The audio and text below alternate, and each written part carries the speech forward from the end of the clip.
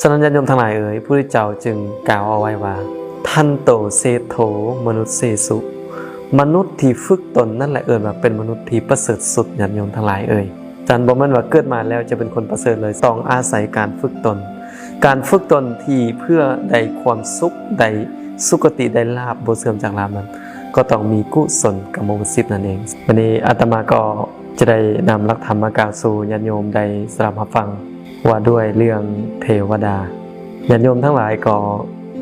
เคยสงสัยมันบ่ว่าเทวดานั้นก็ตายอยู่บ่นะเทวดานี่เที่ยงแท้บ่หรือบ่ตายอาหารของเทวดาเป็นจังไดการอยู่ของเทวดาเป็นจังไดเทวดาก็มีการมวลการซื่นคือกับมนุษย์อยู่บ่มีการเฮ็ดบุญคือกับมนุษย์อยู่บ่ญาติโยมฮู้เอาไว้เลยว่าเทวดานั้นเป็นสุคติของมนุษย์ทั้งหลายเวลาเฮ็ดบุญเฮ็ดกุศลนั้นก็จะพากันปรารถนาอันนี้ก็ส่วนหลายเนี่ยจะพากันปรารถนาแบบนั้นว่าโอ้ทำบุญครั้งนี้ขอให้เต็งได้สุคติโลกสวรรค์เด้อหลังจากตายจากโลกนี้ไปแล้วขอให้ได้สุคติว่าซั่นเถาะนั้นสุคติที่นี่ก็คือเป็นเทวดานั่นเองก็คือปรารถนาอยากไปเป็นเทวดาหรือแม้ในที่สุดอยากดับทุกข์หมดก็คืออยากเข้าถึงนิพพานว่าซั่นเถาะแต่ว่าโดยที่แท้โดยส่วนหลายแล้วหลายคนอยากไปเกิดเป็นเทวดาญาติโยมทั้งหลายเอ๋ยจงฮู้เอาไว้ว่าแม่นแต่เทวดานั้นก็บ่เที่ยงคือกันเทวดานั้นก็บ่ยั่งยืนเทวดานั้นกับก็ตายเป็นคือกันว่าซั่นเถาะแล้วสุคติของเทวดานั้นอยู่ไสสุคติของเทวดานั่นก็คือมนุษย์นั่นเองญาติโยมทั้งหลายเห็นบ่มันจะปีนกันมนุษย์อยากไปเกิดเป็นเทวดาเทวดาอยากกลับมาเกิดเป็นมนุษย์หาเรามาเบิ่งว่าเป็นหยังเทวดาจึงอยากกลับมาเกิดเป็นมนุษย์เพราะว่าในมนุษย์นั้นมีโอกาสได้เฮ็ดบุญเฮ็ดกุศลหลายกว่าเทวดานะหลายกว่าเทวดามีโอกาสได้บวชมีโอกาสได้ประพฤติธรรมมีโอกาสได้ประพฤติพรหมจรรย์มีสติดีกว่าเทวดาฉะนั้นพวกเทวดาทั้งหลายจึงอยากมาเกิดเป็นมนุษย์หลังจากเขาหมดอายุหรือสิ้นอายุในเทวโลกนั้นแล้วในคติของเทวดานั้นมีสุขยืนยาวนานมีอายุทิพย์มีวรรณะทิพย์มีสุขทิพย์มีอธิปไตยทิพย์มีบริวารหลายคือมีอันใดที่งดงาม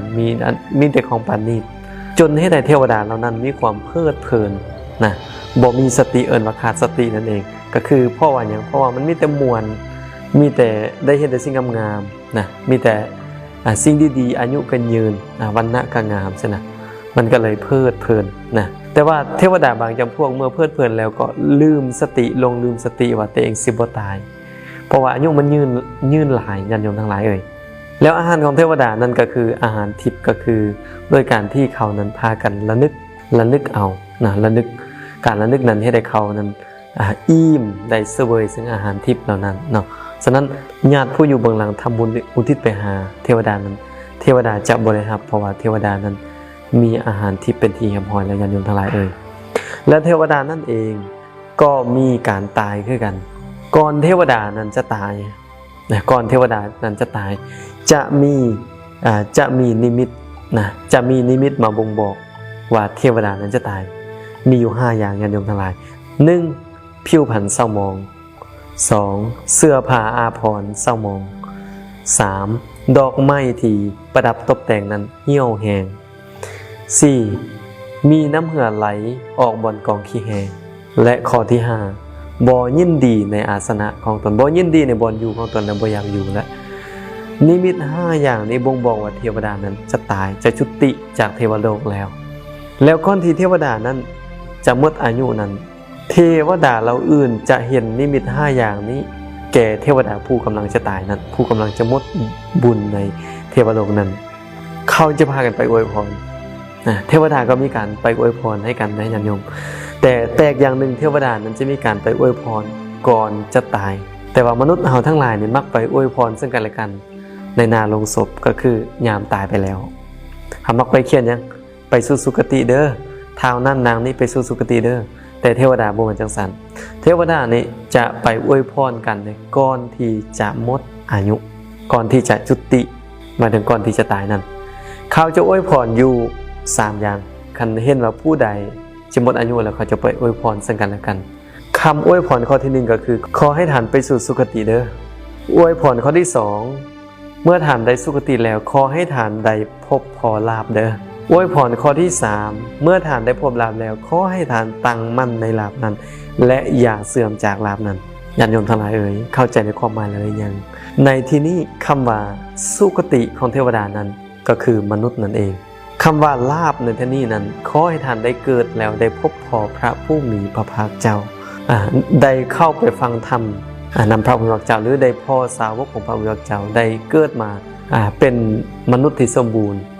อันนี้เอิ้นว่าได้ลาภประการที่3ก็คือขอให้ท่านอย่าได้เสื่อมจากลาภในที่นี้หมายถึงขอให้ท่านอย่าได้เสื่อมจากศรัทธาศีลสุตตะจาคะปัญญาในพระรัตนตรัยหรือในพระผู้มีพระภาคเจ้าพระธรรมและพระสงฆ์นั้นเถิดทำ3อย่างนี้เป็นสิ่งที่เทวดานั้นอวยพรซึ่งกันและกันก่อนจะตายและเทวดาก็อยากได้หลังจากตายจากเทวโลกนั้นแล้วก็อยากได้3อย่างนี้คือกันคือ1ได้สุคติก็คือการได้เกิดเป็นมนุษย์ได้พบพอลาภก็คือการที่ได้ฟังธรรมการที่ได้มีศรัทธาขอให้ท่านอย่าเสื่อมจากลาภนั้นการที่บ่เสื่อมจากลาภนั้นก็คือการที่บ่เสื่อมจากศรัทธาศีลสุตตะจาคะปัญญาต่อพระผู้มีพระภาคเจ้านั้นญาติโยมทั้งหลายเอ่ยฉะนั้นญาติโยมทั้งหลายเอ่ยการที่เทวดาตายแล้วจะไปเกิดเป็นมนุษย์จะได้ลาภและจะเป็นผู้บ่เสื่อมจากลาภนั้นเขาต้องเฮ็ดบุญไว้เป็นอย่างดีในครั้งก่อนคือบุญเขาก็ยังหลายอยู่บุญเขายังมีไว้หลายนั่นคือจังไดคือเขายังมีความสะอาดทางกาย3อย่างมีความสะอาดทางวาจา4อย่างมีความสะอาดทางใจ3อย่างเอิ้นว่ากุศลกรรมบท10เอิ้นว่าบุญที่จะส่งให้เขาไปเกิดเป็นมนุษย์นั้น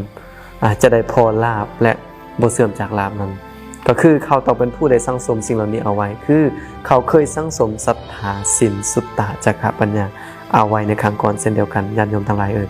คำว่ากุศลกรรมบท10นั้นมีอย่างใดทางกายสะอาด3อย่างคือบ่มีการฆ่าบ่มีการลักบ่มีการประพฤติผิดในกาม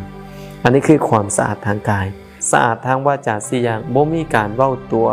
บ่มีการเว้าคำหยาบบ่มีการเว้าส่อเสียดเสียดสีบ่มีการเว้าโลเลเพ้อเจ้อต่อมาความสะอาดทางใจ3อย่างก็คือบ่มีการคิดโลภเพ่งเล็งอย่างใดของคนอื่นมาเป็นของตัวเองบ่มีความคิดพยาบาทปองร้ายมีสัมมาทิฏฐิเสื่อบุญมีบาปมีโลกนิมิตมีโลกนามีการทำดีมีผลการทำชั่วมีผลบุญคุณพ่อแม่มีการบวงสรวงมีผลการบูชามีผลสัตว์โอปปฏิกะมีสมณพราหมณ์ผู้ปฏิบัติดีปฏิบัติชอบแล้วประกาศให้คนอื่นรู้แจ้งตามนั้นมีเขาเป็นผู้ที่เสื่ออย่างนี้เอิ้นว่าสะอาดทางใจเอิ้นว่าสัมมาทิฏฐินั่นเองญาติโยมทั้งหลายฉะนั้นญาติโยมทั้งหลายเอ๋ยพระพุทธเจ้าจึงกล่าวเอาไว้ว่ามนุษย์ที่ฝึกตนนั้นเป็นมนุษย์ที่ประเสริฐสุดบ่แม่นว่าการที่กลับมาเกิดเป็นมนุษย์แล้วจะเอิ้นว่าเป็นคนที่ประเสริฐบ่ได้ว่าจังซั่นแต่เมื่อใดที่เฮาได้ฝึกตนดีแล้วเพิ่นจะใช้คำว่าทันโตเสโธมนุษย์เสสุมนุษย์ที่ฝึกตนนั่นแหละเอิ้นว่าเป็นมนุษย์ที่ประเสริฐสุดญาติโยมทั้งหลายเอ่ยจันบ่แม่นว่าเกิดมาแล้วจะเป็นคนประเสริฐเลยซั่นต้องอาศัยการฝึกตนการฝึกตนที่เพื่อได้ความสุขได้สุคติได้ลาภบ่เสื่อมจากลาภนั้นก็ต้องมีกุศลกรรมบท10นั่นเองฉะนั้นญาติโยมทั้งหลายเอ่ยฉะนั้นการทำบุญทุกครั้งต้องปรารถนาให้ถึงนิพพานเป็นที่สุดบ่แม่นจะปรารถนาเพียงแต่เป็นเทวดาอย่าลืมเทวดานั้นก็บ่เที่ยงเทวดานั้นก็ตายเป็นคือกันเทวดาก็มีโอกาสได้ไปตกนรกมีโอกาสได้ไปเฮ็ดชั่วได้ถ้าเทวดาผู้ใดตายจากเทวโลกแล้วในครั้งก่อนของเขานี่บ่มีกุศลกรรมบท10คือมีแต่อกุศลกรรมบท10คือเฮ็ดชั่วทั้งกาย3ทั้งวาจา4ทั้งใจ3นั้นเขาก็บ่พ้นนรกกำเนิดเดรัจฉานเปรตด้วยกันเพราะว่าเขายังเป็นผู้ดุศลนั่นเองฉะนั้นญาติโยมทั้งหลายเอ่ยผู้ปรารถนาความสุขจงพากันมาประพฤติตามธรรมของพระผู้มีพระภาคเจ้าแล้วเฮาทั้งหลายจะเป็นผู้ที่ได้ซึ่งความสุขนำตนออกจากทุกข์หมดทุกท่านทุกคนเทอญ